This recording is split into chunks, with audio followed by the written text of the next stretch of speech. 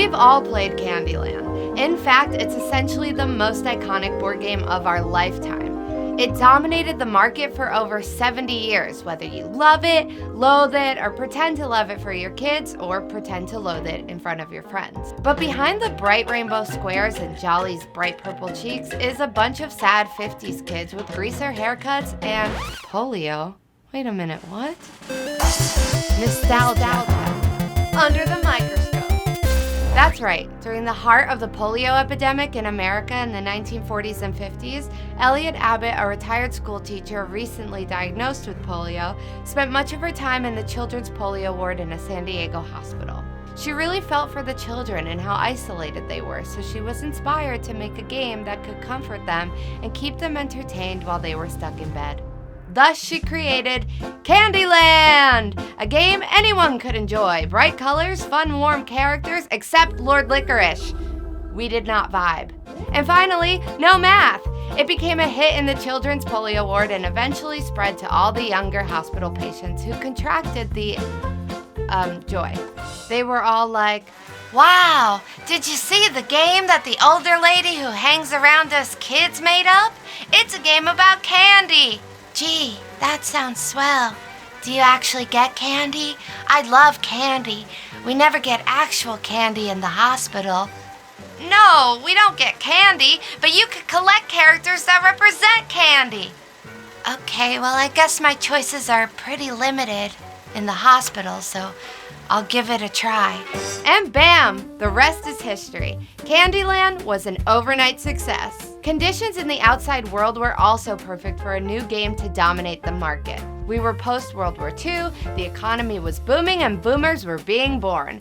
People had kids and money to spend on them. Hey guys, what was that like? Parents were thrilled to have a game that kids could occupy themselves while parents did parental things like smoke cigarettes and stare out the kitchen windows.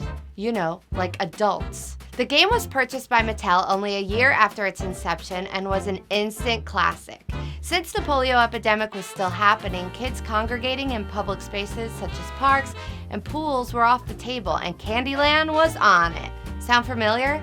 I mean with like Xbox instead of Candyland, but still. While Mattel never marketed to kids with polio or mentioned its past, Abbott never lost sight of the vision she had, and she donated all the proceeds from her royalties to kids in need. That is prime Queen Frostine behavior. Yeah, she was a real one. To this day, Candyland still sells over 1 million games a year and constantly goes through redesigns. The Toys R Us in Times Square was even decorated with Candyland characters and themes until they lost their rights in 2006. And then their money. And then their store.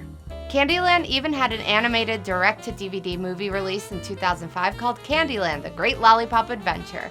It's also pretty much the only game where no one wins, because in 2004 they changed the last square to a rainbow so that no matter what card you draw, everyone dissipates into the heavenly cotton candy land, ruled by King Candy. And the game ends, and parents who don't have to resolve any arguments among their children live happily ever after. The other game nobody wins is life, because we all die. Also, not a huge fan of the board game. Do you know any other fun facts about Candyland? Which Candyland character was your childhood's aura? Let me know in the comments below. Plumpy is a Pisces. He seems emotional. He seems like he can connect to people. Mr. Mint, Scorpio. He loves himself. I feel like Mint loves how clean it is. Gloppy is a Gemini because sometimes he's solid and sometimes he's melty.